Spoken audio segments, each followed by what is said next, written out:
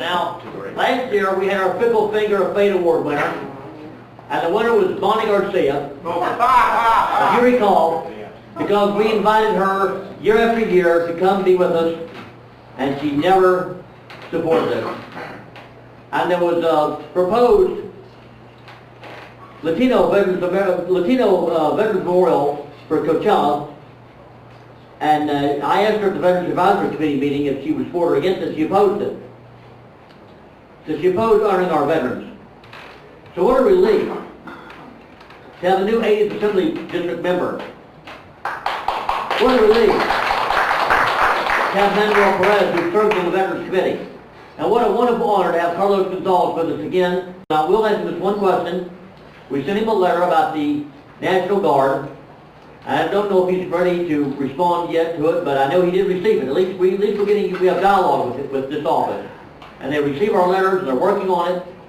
But it was the letter, just to let you know what the topic was.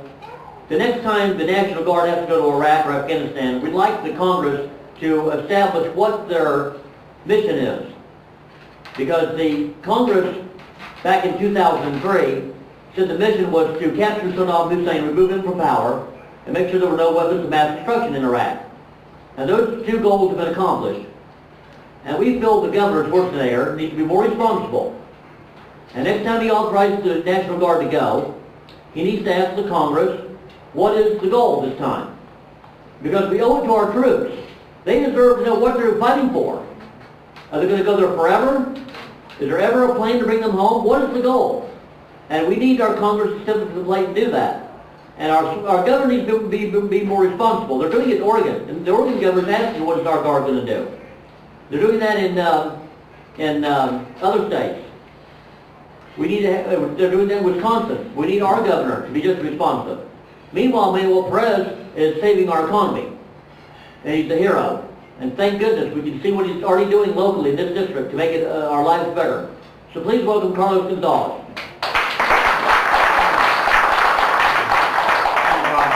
I'm very humbled and gracious to be here. Specifically after that performance right now, how can I go after him? It's pretty hard. Oh, well, I do have a couple different things. The letter was signed by the member, and he did turn it into the governor's office, stating that we want to know where our National Guards are going out. So the letter that you sent out was turned into the governor this last week on behalf of Veterans for Peace, that we want to know what's happening out there. Thank you very much.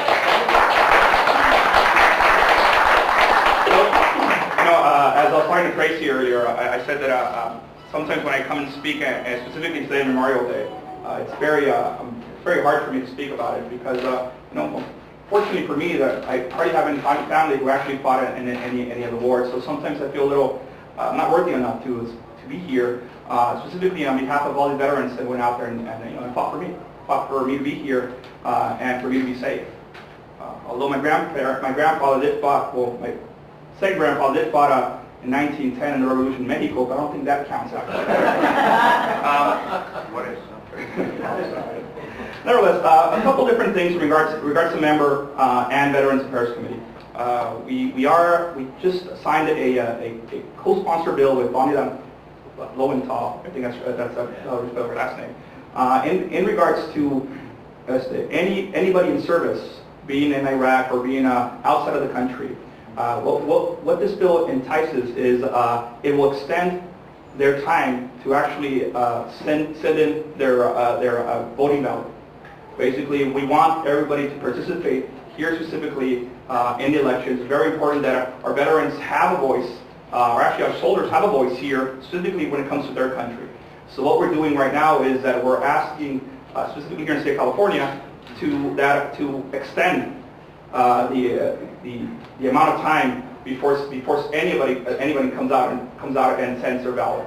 Before it was only a couple of days. Now we want to extend it about a month, so people can actually go out there, vote, and then send their ballot out here. That's one of the things that we're looking into. Here's my notes. Also, right now we are looking into other. Yeah, okay, got that one. The other one is.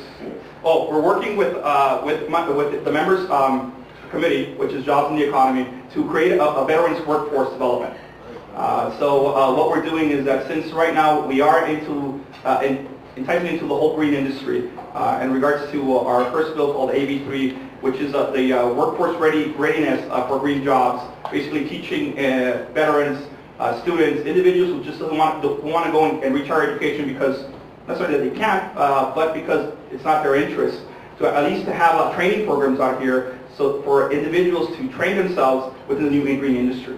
And that's along with before you can bring the manufacturers that can manufacture this green industry, you need to create a workforce. And what we're doing with this AB3 and along with the Veterans Affairs Committee is to put them together in which anybody who's coming back, specifically right now from Iraq, from Afghanistan, kids that just want to get a trade, they can go into directly and start learning about this green industry that here the Assembly District is the hub of, right? We're the only ones in the nation and basically in the world that have all renewable sources: wind, solar, biomass, and geothermal. So that's a couple of things that we're working on. And lastly, actually, I want to thank Tom and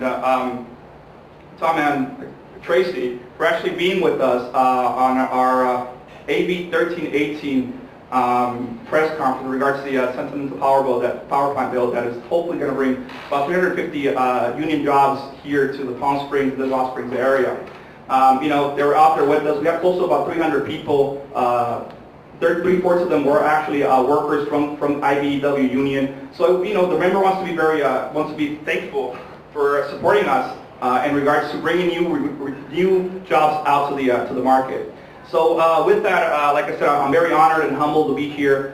I can't necessarily talk in regards to veterans because, fortunately for me, at least right now, I haven't had anybody other than my great-grandfather, once again, that fought with along with Pancho Villa. Therefore, I think that somehow I'm linked into politics somehow because of that, right? Other than that, you guys have a great afternoon, and we're here to be helpful. Thank you.